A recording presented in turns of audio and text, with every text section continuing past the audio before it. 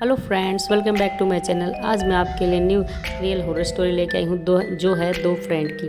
दो फ्रेंड होती हैं, एक का नाम लड़के का नाम होता है नताशा, एक का होता है आयशा। वो एक दूसरे से बहुत ज़्यादा अटैच होती हैं। वो कोई भी बात हो, जैसे कि सुख की, दुख की, या फिर कुछ भी कपड़े हों, जैसे कि पहनने के लिए कपड़े, न्यू कपड़े आए पुराने, या फिर बुक्स हों, कुछ भी होती है, दुख की खुशी की बात वो दोनों शेयर करती हैं एक दूसरे से। तो बचपन से ही साथ रहती हैं, एक स्कूल में पढ़ती हैं, एक जगह होमवर्क करती हैं। तो इस वजह से उनका डे बाय डे अटैचमेंट बढ़ता जाता है।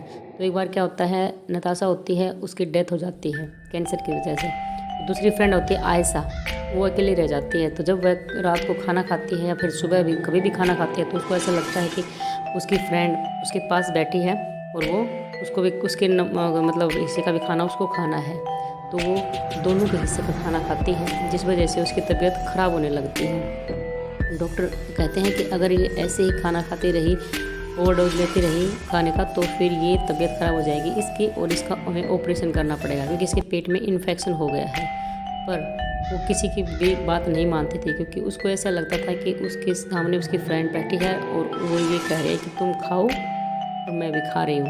इस वजह से उसको पता नहीं चलता है कि उसके हिस्से का खाना वो खा जाती थी।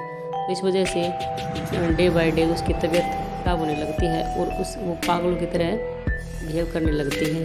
पर वो जब भी खाना खाती तो वो यही कहती थी कि मेरी फ्रेंड भूखी नहीं रहनी चाहिए। उसके ऐसा लगता था जैसे उसके हाथ दिख रहे हैं उसको, और वो भी कह रही है कि मेरे को भी खाना खिलाओ।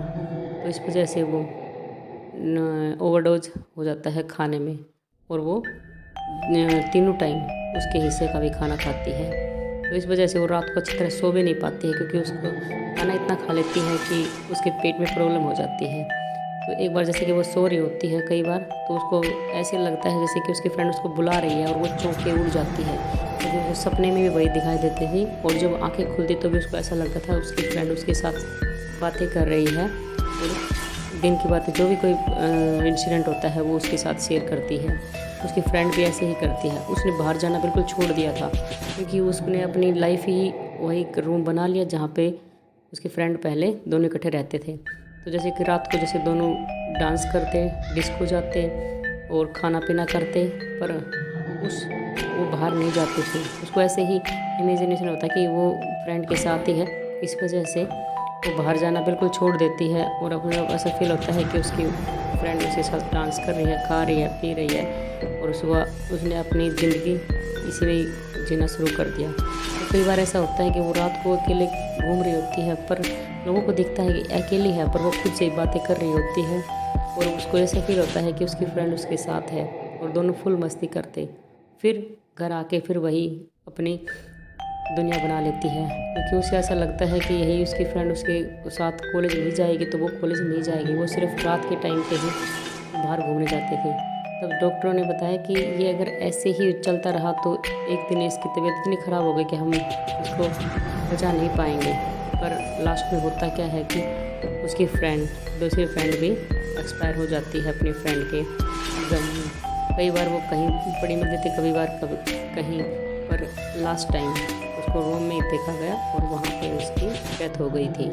ना कोई चिल्लाने की आवाज़ आई, ना कुछ और।